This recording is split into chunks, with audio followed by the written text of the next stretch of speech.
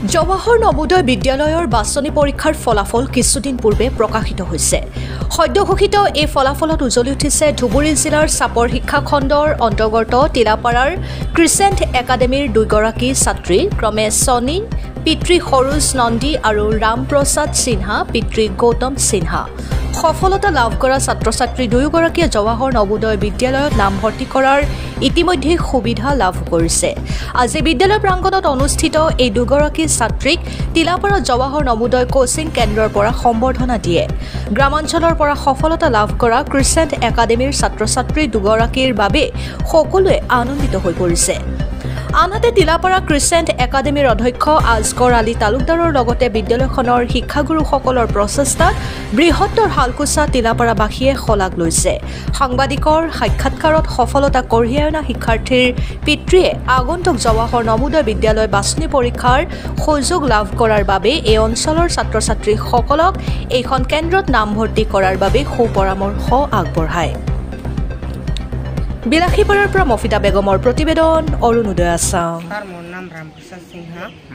মই crescent academy তিলাপাৰাৰ পৰা coaching কৰিছিলোঁ নবোদয়ৰ কাৰণে।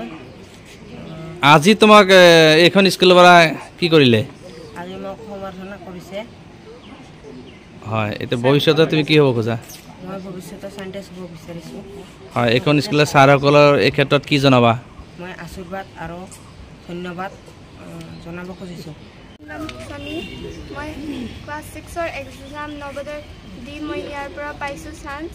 কোচিং কৰিছিলোঁ। স্কুলটোৰ নাম হ'ল ক্ৰিচেণ্ট একাডেমী তিলাপাৰা। আজি তোমাক কি কৰিলে এইখন স্কুলৰ পৰা? সম্বৰ্ধনা জনাইছে। হয়, এই নবোদয়টো পাইছে, এতিয়া ভৱিষ্যতে তুমি কি হ'বা? মই ভৱিষ্যত এডভকেট হ'ব বিচাৰিছোঁ। হয়, এতিয়া এইখন স্কুলত তোমাক যে পঢ়ুৱাইছে ছাৰসকলক কি জনাবা? ধন্যবাদ জনাম। হয়, এইটো মোৰ ল'ৰা হয়। তো ইয়াতে ক্লাছ 1, 2, 3লৈকে মোৰ ল'ৰাটো ইয়াতে পঢ়িছিলে। ইয়াতে পঢ়ি কিনে মই ইয়াতে আৰু নবোদয়ৰ কোচিং চেণ্টাৰত কিবা কৰিছিলে। ইয়াতে কোচিং চেণ্টাৰত মই ল'ৰাটোক কোচিং দিছিলোঁ। যাৰ ফলত নবোদয় জেনভিত মানে উত্তীৰ্ণ হ'ব চান্স পালে আৰু ইয়াৰ মানে যোনসকল শিক্ষাগুৰু আছে বহুতে ভাল হয়, বহুত মানে ভালকৈ ইহঁতক কোচিং কৰাইছিলে, যাৰ ফলত আজি উত্তীৰ্ণ হ'ব পাৰিছে। তো ইয়াৰ যোনখন ক্ৰিচেণ্ট একাডেমী হয় তিলাপাৰা, যে আগন্তুক যোনটো কোচিং চেণ্টাৰ ইয়াতে খুলিব, কিবা ষ্টাৰ্ট কৰিব কোচিং, যে যোনসকল ল'ৰা ছোৱালীবিলাকে পঢ়িব ইয়াতে বহুতো ভালকৈ ৰিজাল্ট কৰে, এইখন যাতে আৰু ভৱিষ্যতে বহুত ডাঙৰ কিবা হয় তাৰে কামনা। ইয়াতে মই ধন্যবাদ।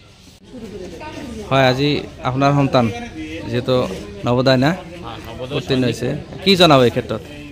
মই মোৰ ছোৱালী এইখন স্কুলতে পঢ়িছে, ক্লাছ 3, 4, 5 আৰু ইয়াতে কোচিং এক্সট্ৰা কোচিং কৰিছিলে। ইহঁতে তাতে এডমিশ্যন কৰাই দিছিলোঁ, কোচিং কৰিছিলে JNB আৰু সৈনিকৰ কাৰণে। মোৰ ছোৱালী দুটাতে চিলেক্ট হৈছে, JNBতো চিলেক্ট হৈছে, সৈনিকতো চিলেক্ট হৈছে।